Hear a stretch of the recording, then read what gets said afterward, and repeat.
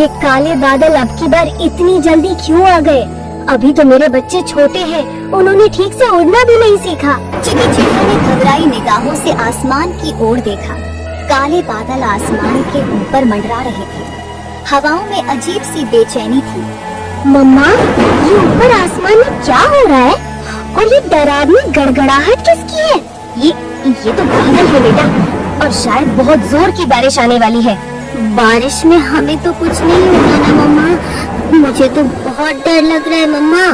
देखो बच्चों, मम्मा है ना, सब संभाल लेगी, पर तुम दोनों हिले बिना चुपचाप बैठे रहना। बोल तो दिया था उसने, लेकिन अंदर से उसका भरोसा हिल चुका था। चिकी घबरा रही थी कि कहीं एक झोंका सब कुछ खत्म न कर दे। पर क्या वो ये डर बच्चों को दिखा सकती थी? नहीं, वो उनकी माँ थी, उसे उन्हें भरोसा देना था। भले ही खुद के अंदर भरोसे की चिंगारी भी मुश्किल से जल रही हो।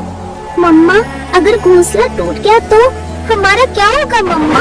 क्या हम मर जाएंगे? हम किसी से मदद नहीं मांगेंगे, जो होगा मम्मा अकेले देख लेगी।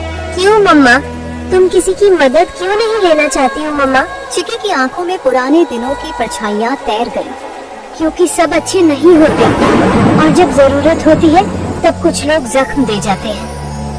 बारिश की रात उसे आज भी याद थी, जब उसके पास खाने को कुछ नहीं था और वो मजबूरी में कालू कौवे के पास गई थी। कालू भैया, बच्चों के लिए थोड़ा खाना मिल सकता है?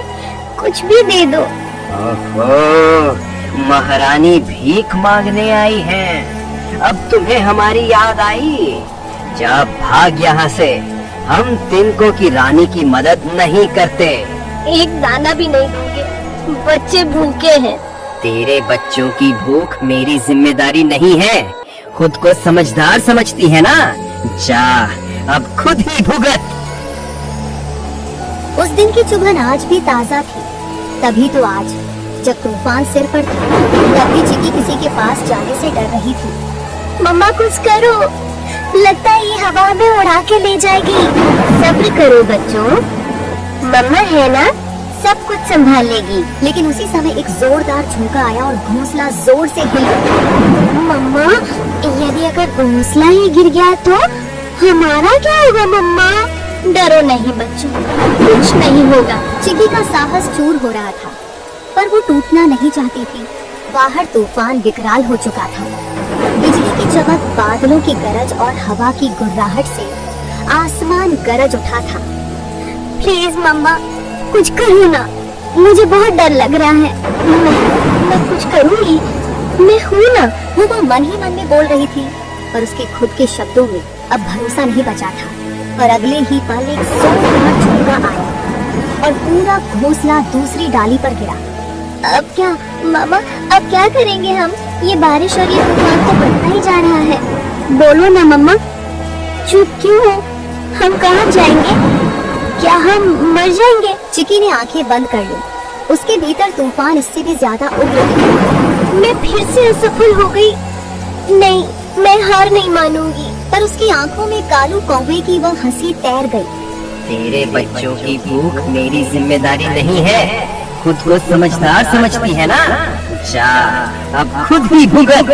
मैं फिर से वो अपमान नहीं झेल सकती, पर आज बात मेरे स्वाभिमान की नहीं, मेरे बच्चों की जिंदगी की है। तभी चिकी टोनी तोते के घर पर जाने के बारे में सोचती है। टोनी, शायद वो मेरी मदद कर दे। पिछली बार ठुकराई गई थी, पर इस बार ठुकरा दी गई तो क्या फर्क पड़ेगा? अगर मैंने कोशिश नहीं की तो ये दो मासूम, इन्हें कौन बचाएगा? वो बहुत डरी हुई थी, लेकिन वह हार नहीं मानना चाहती थी। चल चिकी, डर को मार डाल। अब वक्त है अपनी जिद को तोड़ने का। चिकी उड़ पड़ी। हवा ने उसे पीछे धकेला, लेकिन अब वो रुकी नहीं। टोनी के पेड़ पर पहुंचकर उसने आवाज लगाई, टोनी, टोनी, सुनो। टोनी बाहर आया और चिकी को देखकर चौंक गया। चिकी, इस तूफान में कैसे आना हुआ? मैं टूट चुकी हूँ टोनी, मेरा घोंसला बिखर गया, बच्चे कांप रहे हैं, मेरे पास और कोई रास्ता नहीं बचा। कहने में देर क्यों की?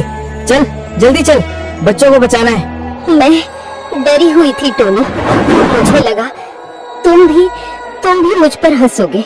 हर कोई कालू नहीं होता चिकी, हर कोई हंसता नहीं है, और मदद मांगना कोई शर्म की बात नहीं। तुझे जिंदा रहना है तो भरोसा करना सीख। चिकी और टोनी तोता दोनों लौटे, लेकिन वहाँ पहुँचते ही चिकी ने देखा कि घोंसला जगह पर नहीं है। चिंकू, पिंकू, नहीं नहीं ये नहीं हो सकता। बच्चे कहाँ हो तुम? मेरी वजह से मैंने देर कर दी। मैं कैसी माँ हूँ, बच्चों को अकेला छोड़ दिया। चिक्की घबराओ मत, वो यहीं कहीं होंगे, अभी ढूंढते हैं।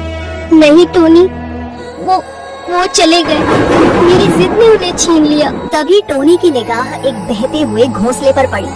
चिक्की देखो, वहाँ बाढ़ के पानी में कुछ बह रहा है। मेरा घोंसला, वो मेरा घोंसला है।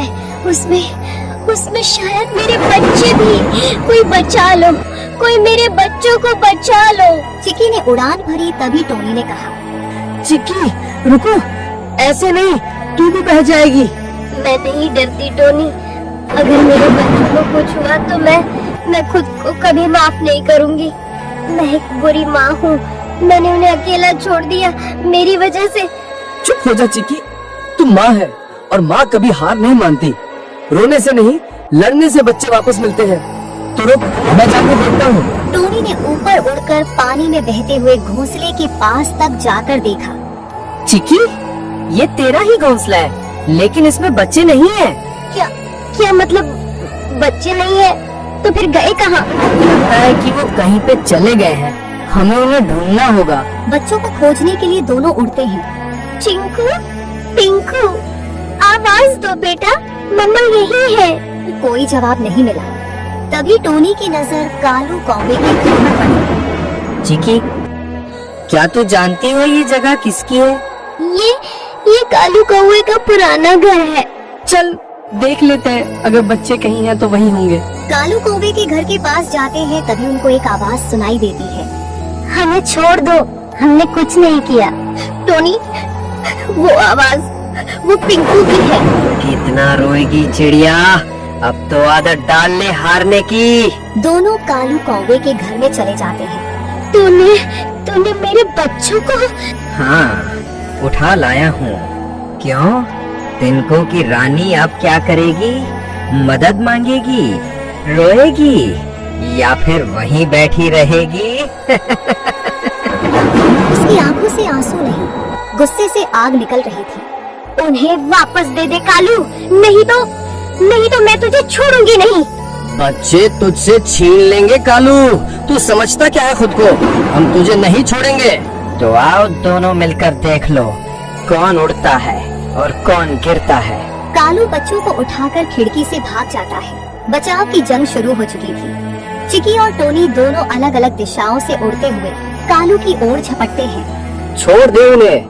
छोड़ने को कह रहे हो मुझे? लो, मैं उन्हें छोड़ देता हूँ। कालू बच्चों को छोड़ देता है। चिकी उड़कर जाती है और बच्चों को बचा लेती है। नहीं। कालू चिल्लाया, लेकिन अब बहुत देर हो चुकी थी। टोनी ने झपट्टा मारकर कालू। एक सुनसान और वीरान जंगल था, जहाँ न कोई खुशी थी, न कोई रौनक। बचा लो, मैं डूब रहा हूँ। हम तुझे क्यों बचाएं? तूने जो किया वो अच्छा नहीं किया है। मुझसे गलती हो गई, मैं कभी ऐसा नहीं करूँगा। टोनी जाता है और कालू कौवे को बचाता है। थैंक यू टोनी, मुझे बचाने के लिए। जो किया है उसकी कोई माफी नहीं है।